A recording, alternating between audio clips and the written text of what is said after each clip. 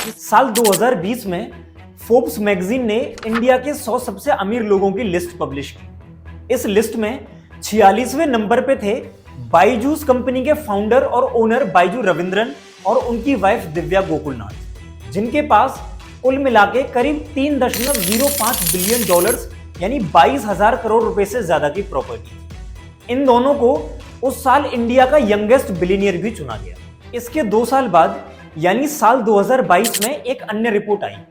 उस रिपोर्ट में यह बताया गया कि बायजूस कंपनी की नेट वर्थ करीब 22 बिलियन डॉलर्स पहुंच चुकी है, यानी यह कंपनी डेकाकोर कंपनियों की लिस्ट में शामिल हो चुकी है। 2024 में एक बार फिर फोर्ब्स ने इंडिया के 100 सबसे अमीर लोगों की लिस्ट पब्लिश की, लेकिन इस बार इस लिस्ट में बायजू रविंद्रन का नाम शामिल नहीं था। फोर्ब्स मैगजीन की एक रिपोर्ट में बताया गया कि बायजू रविंद्रन की नेट वर्थ शॉकिंगली गिर के $0 पे पहुंच गई।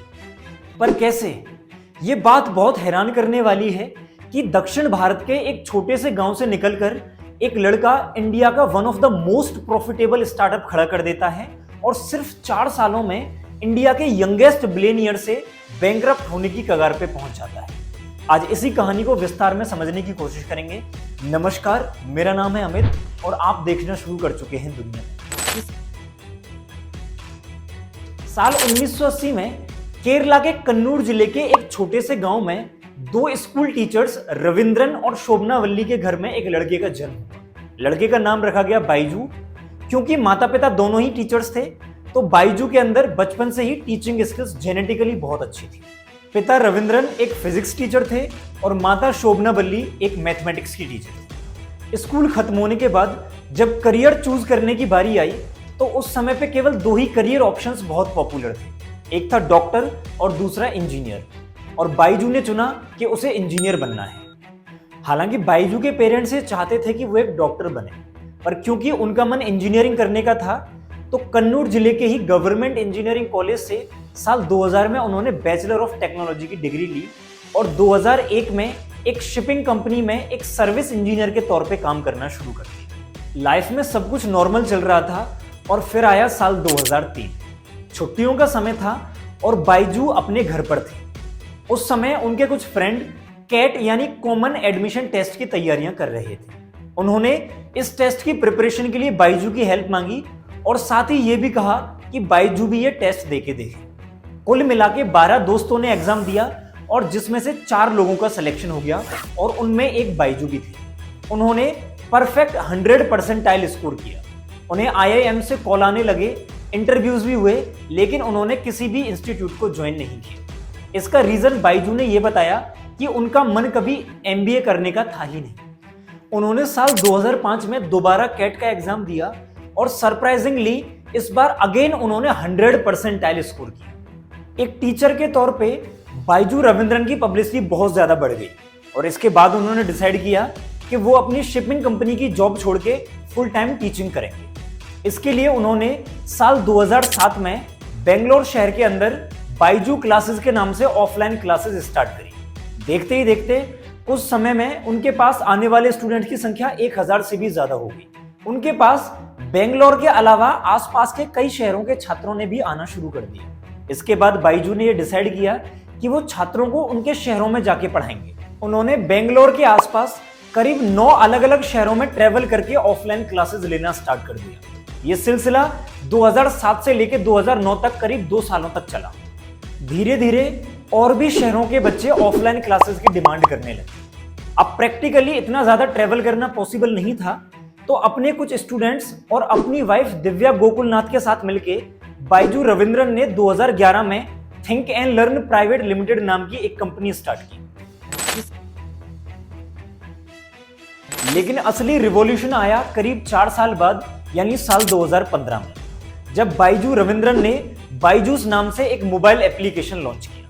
उसके अगली साल यानी साल 2016 में जियो ने इंडिया के अंदर चीपेस्ट 4G इंटरनेट लॉन्च किया। साल 2017 में बायजूस ने शाहरुख खान को अपना ब्रांड एम्बेसडर बनाया और कुछ ही टाइम में बायजूस इंडियन स्टूडेंट्स के बीच में एक बहुत ही पॉपुलर नाम बन गया। सारी चीजें बायजूस की ग्रोथ के लिए बहुत ही फेवरेबल थी। नतीजा यह हुआ कि साल 2018 में बायजूस कंपनी की वैल्यूएशन करीब $1 बिलियन तक पहुंच गई और ये कंपनी भारत की 11वीं यूनिकॉर्न कंपनी बन गई। यूनिकॉर्न कंपनी उस कंपनी को कहा जाता है जिसकी नेट वैल्यूएशन करीब $1 बिलियन से ज्यादा हो। लेकिन बायजूस को असली सक्सेस मिलना भी बाकी था। साल 2019-20 में पूरी दुनिया भर में कोविड-19 पेंडेमिक फैल गया, जिसकी वजह से ऑफलाइन क्लासेस बंद हो गई और सभी इंस्टीट्यूट्स ने ऑनलाइन क्लासेस की तरफ स्विच करना स्टार्ट कर दिया। और इसका सबसे ज्यादा फायदा हुआ बायजूस को। जहां साल 2018 में बायजूस की वैल्यूएशन करीब $1 बिलियन थी, वहीं सिर्फ 4 सालों में इसकी वैल्यूएशन बढ़ के अपने पीक $22 बिलियन तक पहुंच गई। और ये कंपनी इंडिया की सबसे बड़ी एडटेक और मोस्ट प्रॉफिटेबल स्टार्टअप भी बन गई। इसी साल इंटरनेशनल लेवल पे फेम पाने के लिए बायजूस ने फीफा वर्ल्ड कप 2022 को भी स्पॉन्सर किया और फीफा वर्ल्ड कप को स्पॉन्सर करने वाली इंडिया की पहली कंपनी बनी। बायजूस के लिए सब कुछ बहुत सही जा रहा था। कंपनी ने बड़े स्तर पे MBA और BTech जैसे ग्रेजुएट्स को हायर किया और उन्हें कंपनी के कोर्सेज को सेल करने के काम पे लगा दिया। एक आंकड़े के अनुसार साल 2020 में जहां बायजूस के एम्प्लॉय की संख्या करीब 13,000 के करीब थी, यही संख्या 2022 में बढ़ के 58,000 से भी ज्यादा हो गई। कंपनी ने देश भर में अपने ऑफिसेज खोले और ऑनलाइन और ऑफलाइन क्लासेस देना स्टार्ट किया। बायजूस के ही आंकड़ों के अनुसार साल 2022 में बायजूस के करीब 40 मिलियन यूजर्स थे, जिनमें से 3 मिलियन पेड यूजर्स थे और जिनका रिटेंशन रेट करीब 85% था। यानी 85% यूजर्स ऐसे थे जो हर साल अपने कोर्सेज को रिन्यू करा रहे। साल 2022 के मिड में आते आते कोविड-19 पेंडेमिक पूरी तरीके से खत्म हो चुका था। चीजें सामान्य होने लगी और यहीं से बायजूस के लिए असली पेंडेमिक शुरू हुआ। जैसे ही ऑफलाइन क्लासेस शुरू हुई, लोगों ने बड़ी संख्या में बायजूस के सब्सक्रिप्शन कैंसिल करने शुरू कर दिए। NDTV की एक रिपोर्ट के अनुसार साल 2023-24 में बायजूस का घाटा 252 करोड़ से बढ़ के 4,564 करोड़ रुपए पे पहुंच गया। इस घाटे से बचने के लिए बायजूस ने एग्रेसिव मार्केटिंग टेक्निक्स को अपनाना शुरू कर दिया। बड़े बड़े सेलिब्रिटीज को अपना ब्रांड एम्बेसडर बनाया और बायजूस में काम करने वाले सेल्स पर्सन के ऊपर यह दबाव बनाया जाने लगा कि वो ज्यादा से ज्यादा कोर्सेज को बेचें। उन्हें पर वीक एक सेल टारगेट दिया जाता और बायजूस के कई एम्प्लॉइज का यह आरोप था कि जब वो अपना सेल टारगेट पूरा नहीं कर पाते थे तो उनके सीनियर्स और मैनेजर्स उनको टॉर्चर किया करते थे, यहां तक कि उन्हें छुट्टियां भी नहीं दी जाती थी। अब आइए समझते हैं कि ये सेल्समैन आखिर पेरेंट्स को अपने जाल में फंसाते कैसे हैं। सबसे पहले स्टेप में ये पेरेंट्स को कॉल करते हैं और उन्हें कहा जाता है कि वो बायजूस कंपनी से सीनियर टीचर या सीनियर एजुकेटर बात कर रहे हैं। इसके बाद बच्चों की पढ़ाई का हवाला देकर और स्कॉलरशिप की बात कहकर पेरेंट्स से मिलने के लिए समय मांगा जाता है। दूसरे स्टेप में ये सेल्समैन वेल ड्रेस्ड होकर बच्चों के घर जाते हैं। पेरेंट्स के सामने ओरल टेस्ट लेने के बहाने जानबूझकर बच्चों से ऐसे सवाल पूछे जाते हैं जिनका वो जवाब नहीं दे पाते और पेरेंट्स के सामने इस तरीके से दिखाया जाता है कि उनका बच्चा पढ़ाई में बहुत वीक है और उसे एक एक्सटर्नल सपोर्ट की जरूरत है। और फिर यहां से शुरू होता है तीसरा और फाइनल स्टेप। फिर ये लोग अपना कोर्स इंट्रोड्यूस करते हैं और पेरेंट्स को उल्टे सीधे वादे करके और उनकी बच्चों की पढ़ाई का हवाला देकर ये कोर्स बेच दिए जाते हैं। इन लोगों के टारगेट पर मेनली मिडिल क्लास और लोअर मिडिल क्लास पेरेंट्स होते हैं जो अपने बच्चों की पढ़ाई को लेकर बहुत कंसर्न होते हैं। बहुत सारे पेरेंट्स का यहां तक कहना है कि उन पर कोर्स लेने के लिए दबाव डाला गया और बार बार कॉल करके उन्हें कोर्स खरीदने के लिए कन्विंस किया गया। जिन पेरेंट्स के पास कोर्स खरीदने के पैसे नहीं थे, उन्हें थर्ड पार्टी एप्स के जरिए लोन दिलवाया गया और उस लोन के जरिए उन्हें और उनके परिवार को कर्ज के दलदल में धकेल दिया गया। बहुत सारे पेरेंट्स का यहां तक आरोप था कि जिस क्वालिटी कंटेंट और क्वालिटी एजुकेशन की बात कहकर कोर्स बेचे गए, उनके कोर्स में वो क्वालिटी एजुकेशन मिसिंग थी।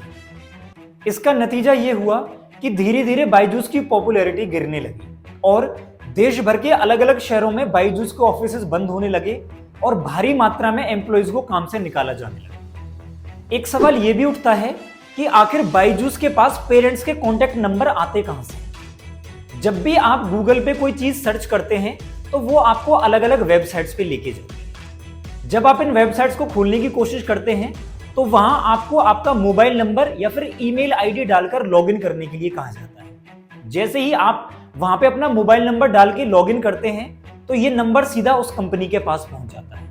इसके अलावा साल 2022 में एनसीपीसीआर यानी national commission for protection of child rights ने एक आरोप लगाया कि बायजूस ने भारी मात्रा में पेरेंट्स और बच्चों के डिटेल्स खरीदे हैं। बायजूस के फॉल का एक बहुत बड़ा कारण बायजू रविंद्रन और उनके इन्वेस्टर्स के बीच का विवाद भी है। 2022 के बाद धीरे धीरे इन्वेस्टर्स ने बायजूस कंपनी से अपने हाथ वापस खींचने शुरू कर दिए, जिसका नतीजा यह हुआ कि 2024 में कंपनी की वैल्यूएशन करीब 95% तक गिर गई। हालत यह हो गई कि बायजूस कंपनी अपने एम्प्लॉइज को सैलरी भी नहीं दे पा रही। सैलरी देने के लिए बायजू रविंद्रन को बैंक से लोन लेना पड़ा।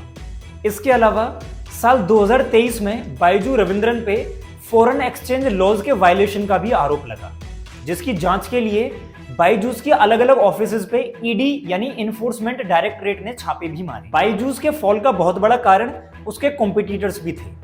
जहां बायजूस के एक कोर्स की कीमत 50,000 से लेकर 1.5 लाख रुपए तक की थी, वहीं बायजूस के कॉम्पिटिटर्स जैसे फिजिक्स वाला इन्हीं कोर्सेज को बहुत अफोर्डेबल प्राइस पे बच्चों को प्रोवाइड कराने लगे। इन्हीं एग्रेसिव बिजनेस टेक्निक्स और फाइनेंशियल मिसमैनेजमेंट के कारण इंडिया की सबसे बड़ी एडटेक कंपनी रह चुकी बायजूस आज खात्मे की कगार पर है, और यह सब हुआ है सिर्फ 2 सालों के अंदर। आज बायजू रविंद्रन और बायजूस के खिलाफ अदालतों में बहुत सारे केसेस चल रहे हैं। देश में बायजूस का फ्यूचर क्या होगा, यह अदालत के फैसले पर निर्भर करेगा। बायजूस के अमेजिंग ग्रोथ और शॉकिंग डाउनफॉल की कहानी सच में हैरान करने वाली है। आज के वीडियो में बस इतना ही। जल्दी मिलते हैं किसी नए सामाजिक मुद्दे के साथ। तब तक अपना और अपनों का बहुत बहुत ध्यान रखिए और देखते रहिए दुनियादारी। नमस्कार।